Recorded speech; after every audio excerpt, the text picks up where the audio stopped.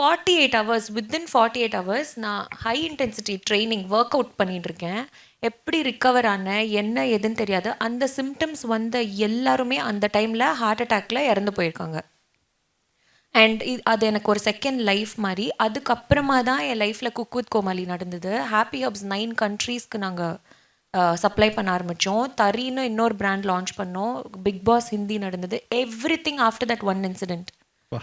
So அந்த டைமில் இந்த இன்சிடெண்ட் தாமு அப்பாக்கிட்ட நான் ஒரு தடவை சொல்லும் போது தான் அவர் சொன்னார், நான் கேதார்நாத் போகும்போது எனக்கு யாரோ இது கொடுத்தாங்க, நாங்கள் எங்கள் வீட்டில் இருக்கிறவங்க போட்டு ஒன்று எங்கள் வீட்டு பூஜை ரூம்லேயே இருக்குது, நிறைய பேர்கிட்ட நான் சொல்லியிருக்கேன், வேணும்னா வந்து எடுத்துக்குங்கன்னு. கரெக்டாக ஏதோ ஒரு தடங்கள் வரும், அவங்களால வர முடியாமல் போயிடும். 2 வருஷமாக அப்படியே இருக்குது, ஒன்றால் முடிஞ்சால் நீ வந்து எடுத்துக்கோ அப்படின்னு. அப்பா ஓகேப்பா நான் திங்கக்கிழமை வரேன்னு சொல்லி மண்டே நான் பாட்டுக்கு தலை குளிச்சுட்டு போய் ஜாலியாக எடுத்துகிட்டு வந்துட்டேன்.